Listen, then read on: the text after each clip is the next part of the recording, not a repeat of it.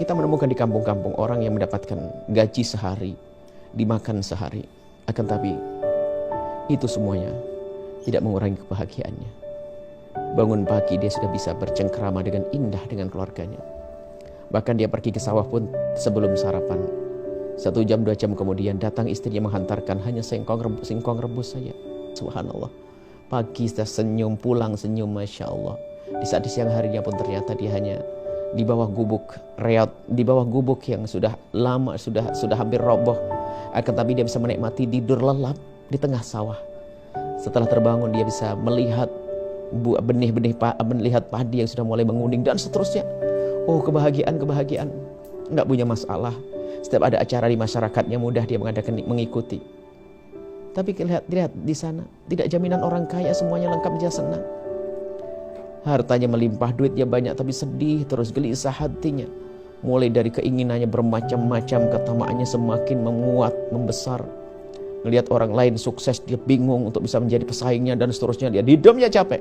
Tapi di sana juga ada orang yang diberi oleh Allah kekayaan, tapi dia senang. Abdurrahman bin Auf, kaya raya tapi adalah bahagia.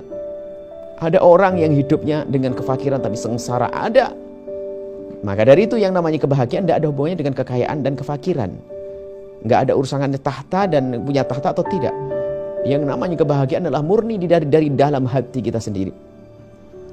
Maka pendidikan dari Nabi SAW, jauhilah ketamaan. Yang namanya orang tamak ini Masya Allah akan menjadikan dia itu tidak akan puas. Kalau seandainya dia diberi 1 lembah emas, maka dia minta lembah yang kedua. Dikasih lembah emas yang kedua, dia minta yang ketiga. Sampai kapan? Sampai mulutnya kemasukan tanah. Maksudnya sampai mati. Dan begitu kalau hidup kita menuruti ketamaan kita, maka tidak akan puas dan tidak akan puas. Terus hidupnya adalah untuk mengejar keinginannya. Dan dia tidak bisa menikmati kekayaannya. Kekayaan sudah jatah dari Allah. Kalau orang harus kaya dia. Kalau memang dia tidak bisa kaya, biarpun dia jungkir balik tetap saja semacam itu. Memang kita usaha. Tapi ingat, mari kita usaha dan sambil kita menyerahkan kepada Allah Subhanahu wa Ta'ala. Jangan pastikan dengan usaha kita akan berhasil.